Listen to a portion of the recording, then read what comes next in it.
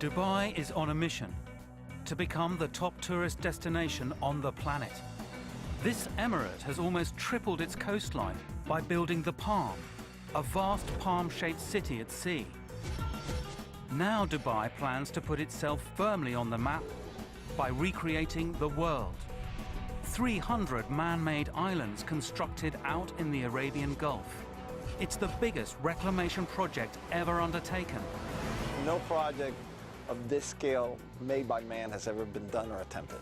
The world can only be built of natural elements, a demand by the Sheikh, but it must defy nature's most destructive force, the sea. Engineers will battle against time and nature to create this man-made wonder, visible from space. Dubai is an amazing place because you're limited purely by your imagination and the laws of physics. But will the creation of this megastructure push Dubai to the limit?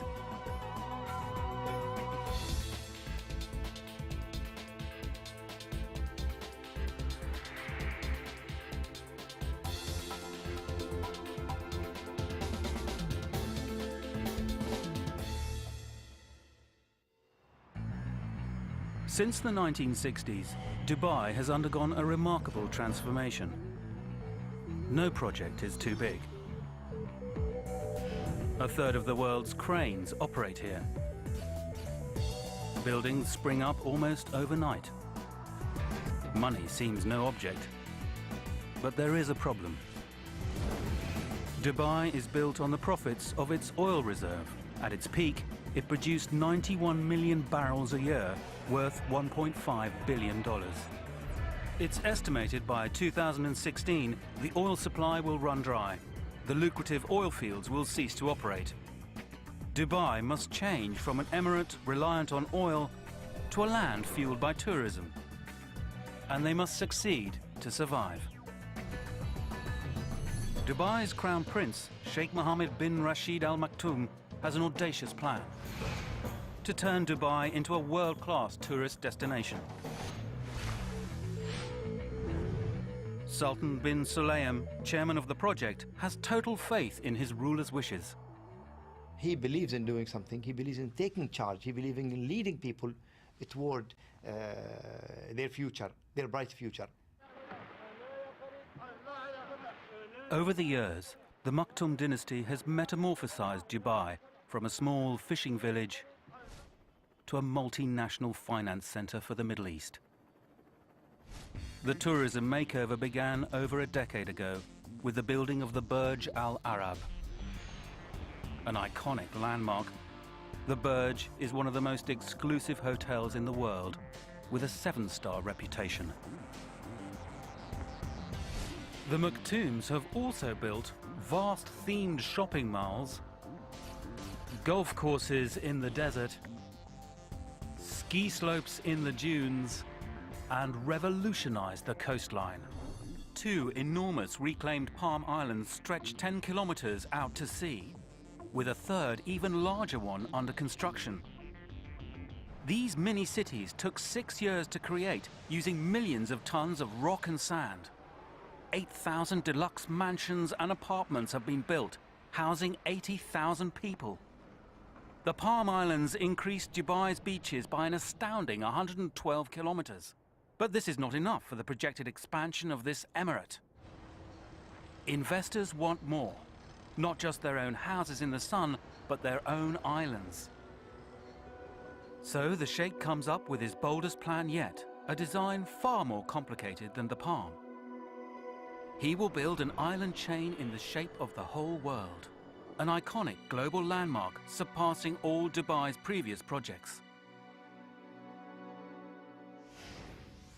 Louis Ajamil, the master planner, knows the world could be the most unique structure on the planet. There's nothing like this anywhere. We tried to find anything that of comparable scale that's been made by man. It has never been done. This literally has never been done. For future investors, the world is the perfect project. A blank canvas to build your own private dream in a highly exclusive environment. Millionaire developers from Ireland, Raymond and Andrew, know a good thing when they see one. We've been watching this whole development being created. We think it's fantastic. We think it's going to become the top tourist destination in the world. and why not invest in it? They snap up Ireland for a cool $38 million before it even exists. Their plan is to build the Emerald Isle in the sun. A 3-bed house will cost $2 million.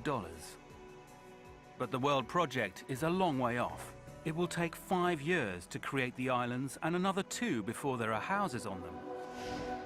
Sultan bin Sulayem knows it's Dubai's biggest undertaking. I felt worried because this is never been attempted, but being so passionate about the project, I said, I think we can do that. The original plan was to create the 7 continents in single sections, but the Sheikh quickly realized that no one will buy such big plots. Instead, he decided to divide the world into lots of little sandbars. Each investor can have their own private island. Hamza Mustafa is the man who has to deliver the Sheikh's dream. He knows just how important the project is to Dubai's future. There was an element of fear. This is an ambitious project. And this is a project that will put Dubai on the map. When it's built, 300 sand islands will rise out of the sea. Future investors will be able to buy their own part of the globe, anywhere from England or France to the different states of America. Finally, in September 2003, Dubai goes public with the plan. And the world's media love it. Only in Dubai would they create such an audacious structure. But environmentalists are worried. They fear the land reclamation will dig up the seabed, destroying the local coral and marine ecology. The Sheikh responds by directing that the world must only be built of rock and sand. His decision makes the project more environmentally friendly and far more difficult. Now, developers need to find a location for this gigantic project. The coastline is filling up with palm-shaped islands. There's no more room close to the shore for the enormous world islands designed to cover an area almost the size of Manhattan. People said that we were mad. People said that this can't be done. You guys are living in fantasy land. That's the best one that I've heard. And we were persistent. We said, no, it can be done. To accommodate the projected increase in tourists, Dubai needs more beachfront. The world islands are the perfect answer. But the only site big enough to build a megastructure that is 9 kilometers by 7 kilometers is 4 kilometers out at sea.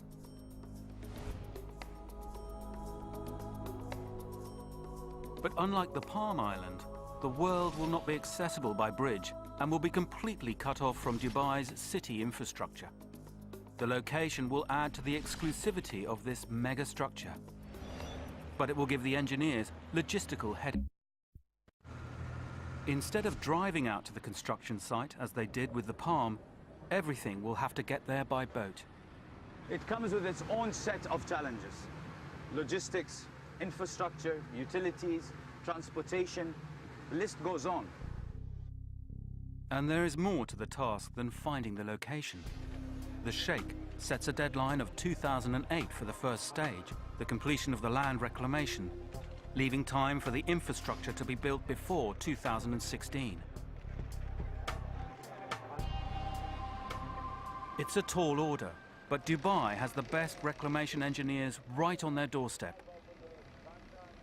Van Oord, one of the largest reclamation companies in the world, is already in Dubai building the Palm Islands.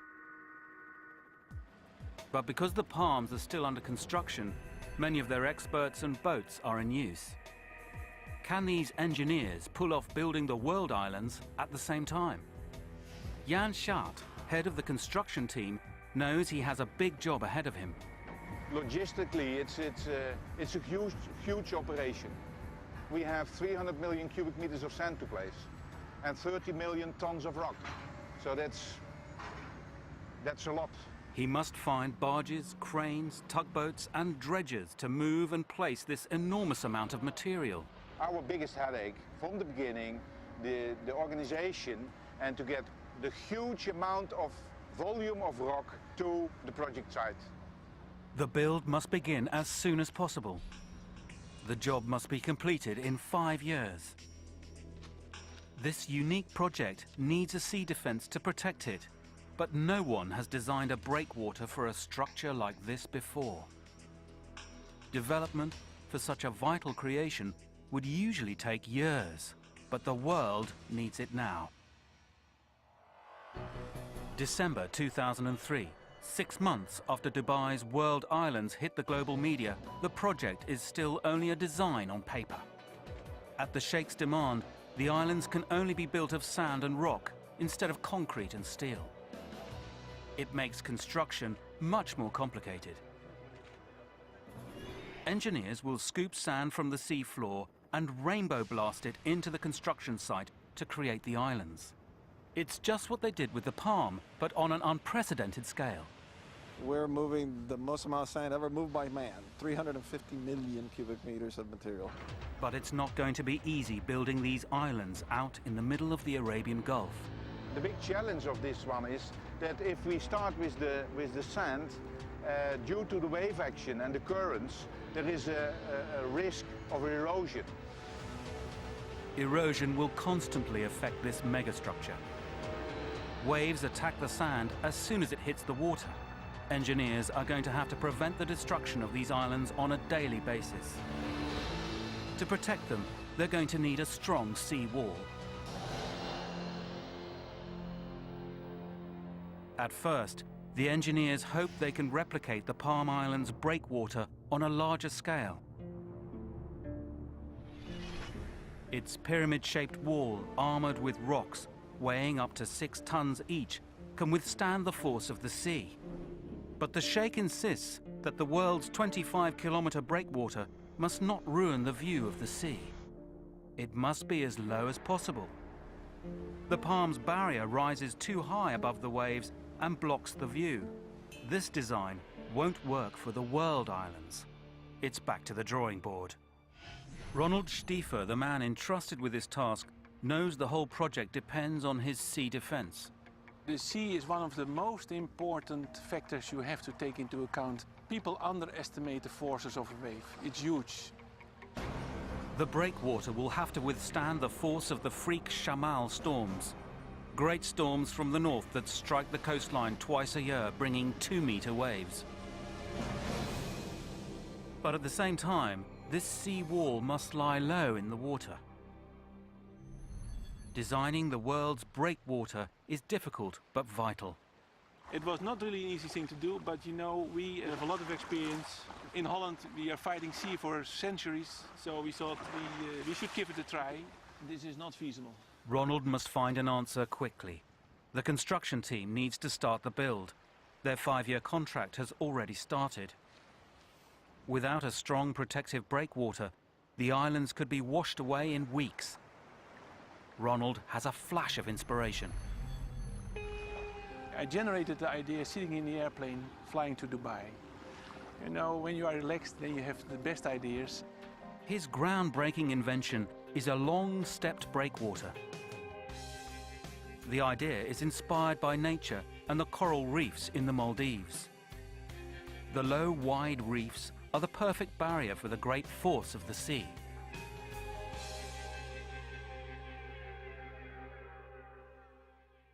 In Dubai, the World Islands designers will build an artificial reef in the Arabian Gulf around their man-made wonder. The design works in several stages, reducing the energy of the wave from 100% to 5%. The first slope of the step trips the wave, taking out half of its energy.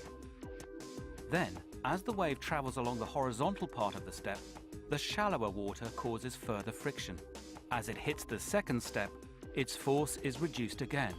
And finally, the wave is almost completely stopped as it breaks over the top of the breakwater. But Ronald needs to know for sure that his pioneering reef will work. If you really have it seriously wrong, then the waves will enter this area. That means the islands will be partly washed away. You will have a lot of damage to the beaches, to the structures on the islands. It would be a disaster. To test the theory, Ronald and his team build a miniature version in a 50-meter tank. The gradient of the steps are carefully calculated. For weeks, waves of all different sizes batter the mini breakwater. Initial results seem to show the artificial reef is the perfect solution and meets the Sheikh's low-lying design plans. The engineers continue testing, but the design is given the go-ahead. Out at sea, the construction company has an even more complicated task: building the islands. The World is the largest reclamation project ever awarded to one company. 7 dredgers, 17 boats, 9 cranes, 320 million cubic meters of sand and 32 million tons of rock are needed to create it. Barges take to the sea full of 4-ton boulders that must be dropped into position on the sea floor. Dredgers travel 13 kilometers out to sea. These vast boats suck up sand from the seabed. In a 6-hour round trip, they can move enough to fill almost 10 Olympic swimming pools. Back at the construction site, these dredgers rainbow blast in the sand to create the islands. From the start, the pressure is on. Winter is due in a few months' time. The construction team knows that the winter Shamal storms that strike from the northwest will be their greatest enemy. The build must begin at the top left corner of the world. The engineers need this part of the breakwater to protect Alaska, Canada, and the west coast of America before the storms hit. There's a lot to do in just 6 months, but the vessels are pushed to the limit. From the start, Jos Martens, captain of the dredger, is fighting to keep to the deadline. The hardest thing on this job is finishing in time with keeping the vessel operational as long as possible. The Sheikh has set a tight deadline. In 5 years, a 25-kilometer breakwater and 300 sand islands must be created. And all the time, the waves are constantly battering the project. Can the construction team keep to the deadline and protect this mega structure from the full wrath of the sea? Ideally, they would build the breakwater first to protect the islands from wave erosion. But this will take too long, and the construction team won't make the deadline. There is only one solution. We had to start with the reclamation and simultaneously with the breakwater.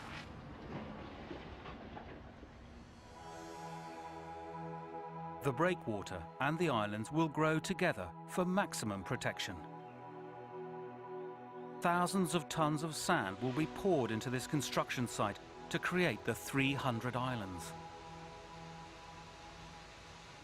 But the engineers soon run headlong into a natural obstacle.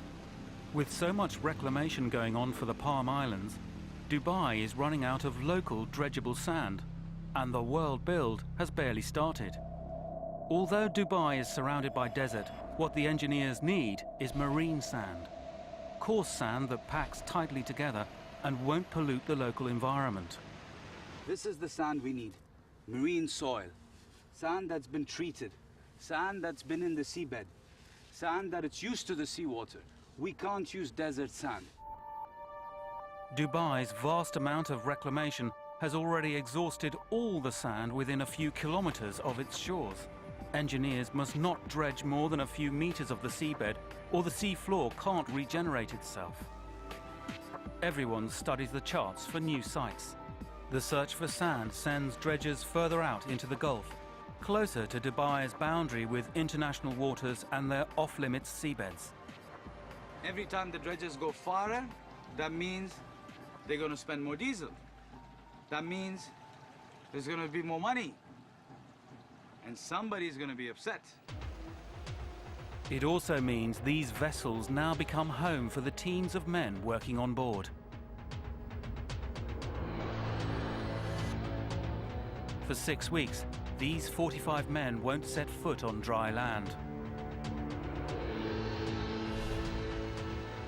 It's the only way to meet the 5-year deadline.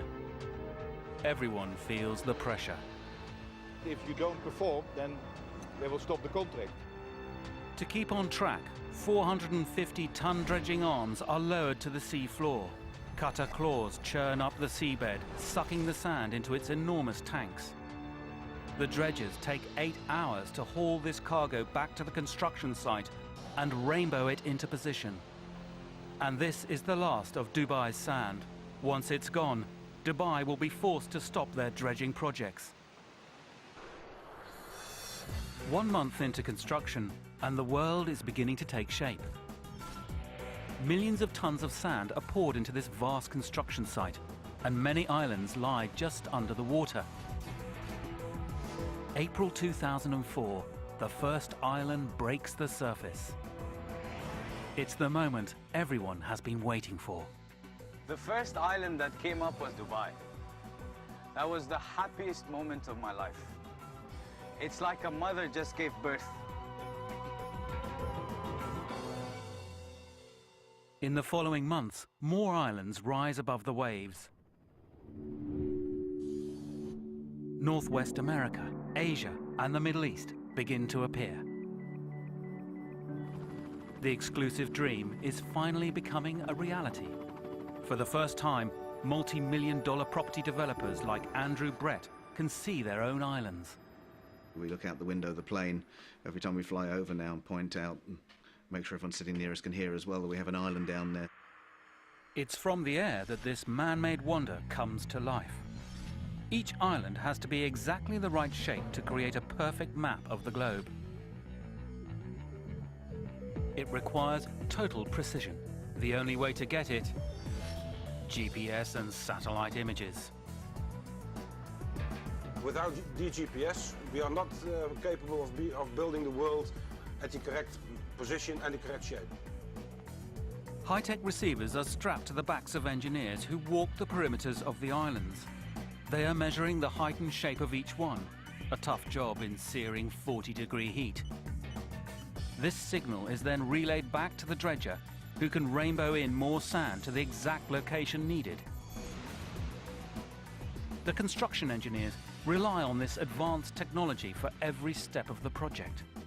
It's the only way to keep the build running quickly and smoothly. The most exciting moment of this project is actually when you see the islands coming out. Every time I see an island coming out of the water, it's just a phenomenal feeling. And that's happening every day because these islands, we're getting the islands very quickly up out of the water. The project seems to be running well. The supply of sand and rock is secure. After nearly 1 year, 13 kilometers of the 25-kilometer breakwater is complete. The reclamation deadline of 5 years seems within reach. And then there's bad news. The designers have discovered new wave data that suggests the breakwater is not up to the job. The artificial reef won't stop the waves from destroying this structure after all. That was a very bad day. That was a very bad day. Our consultants got it hard. With the project costing $14 billion, the engineers can't afford to make mistakes. The designs are going to have to be revised. The simplest solution is to increase the height of the breakwater. But the Sheikh has said it must not obstruct the view out to sea. The designers revisit their calculations and work out that if they raise the seawall by just 1 meter, it should be enough to stop the waves without blocking the view. It's an expensive error that costs valuable time and money. May 2005. 15 million tons of limestone has been dropped into the Gulf. It's a painstaking job. Each rock is individually placed. Like the shaping of the islands, the perfect line of the breakwater also relies on top-of-the-range computers and digital GPS. Satellite imagery allows the crane drivers to see exactly where they are and where the rocks need to go. Crane operators like Peter Atkins can place the huge boulders to within an accuracy of just 1 centimetre. The computer system's just unbelievable, it's amazing. It doesn't fail, it never lets us down. The barges keep coming, one is empty, another one comes in. It's endless. The job is endless because it has to be. There are still millions of tons of rock to place. But as the world continues to take shape, the engineers face their worst nightmare. The world is in danger of stagnating. The azure seas of this piece of paradise could turn into a swamp. The water is not flowing around the islands properly. The ecology of the area could be in serious jeopardy. Can the engineers find a way to save the world? 1 year in, and the construction of the world islands are fully underway. The engineers battle on. They have just 4 short years to go, or they will lose the contract. But now they face a serious problem that threatens the project to its core. The world is in danger of becoming a stinking swamp. The water is not flowing around the islands as it should. The azure blue seas could turn fetid and green. The critical thing for this project is that you're going to have crystal clear blue water for people to swim on. Anything that we did that went against that was a problem for us. The investors' design plans focus on beachfront properties, a water world where man and nature live in harmony. But suddenly, the dream seems like it could slip away. Seawater tests are taken to monitor the situation. From the start, the engineers have been aware of the risks of slow-moving water and stagnation. The Palm Islands faced a similar challenge. The solution for the Palm was to make 2 gaps in the breakwater that let water in to flush the system. The world breakwater already has gaps. It's built in 5 parts, so the water should flow freely. But when the engineers run the computer simulations, the world still shows signs of slow water flow. The red area does not clear quickly enough. Instead of 4 days for the tide to flush the system, it's taking 8. The problem is the narrow channels around the islands. With so many islands bunched together, the waterways in the center of the world get little water flow. The more islands that are built, the greater the stagnation becomes. No one will be able to swim in the sea, and marine life will die. If there was stagnation in these waters, that means people wouldn't swim because you'd have bad smell. And this project, from a successful project, would turn into the least successful project and the biggest gamble in history. Finally, the design team finds a clever solution. The channels between the islands must be deepened. By changing the levels of the sea floor, the water will be pushed faster through the world islands. To help the tide keep a constant flow of clean water around the islands, the engineers also need to add another gap in the breakwater on the northern Shamal Reef side, the side that faces the storms. The problem is, when you create this big opening just in the middle of the Shamal Reef, you are opening the whole reef, and you will ask the Shamal waves to come in. And it can be a big disaster for the stability of the islands. To stop the waves crashing in through this new gap, engineers overlap the breakwater in front of the opening. This opening allows the strong tides from the north to flush the whole system in 2 days. So basically, if I dropped a can right here, if there was strong currents, I should expect the can to be somewhere closer to Dubai in another 2 days. Everyone breathes a sigh of relief. Water readings are clear. The project is back on track. From the start of the project, the Sheikh was aware of the environmentalists' concerns about the local ecology. At its conception, it was argued that dredging the sea floor to create this colossal megastructure would cause damage to sea life and coral beds in the area. Construction went ahead, but using natural materials to limit the pollution rather than toxic materials like concrete and steel. Marine scientist Professor Joe Valencic has been brought in from California to monitor the development. The typical marine environment before the world was built is nothing more than a sandy area. And this sandy area continually shifts around, moved by waves and currents. It was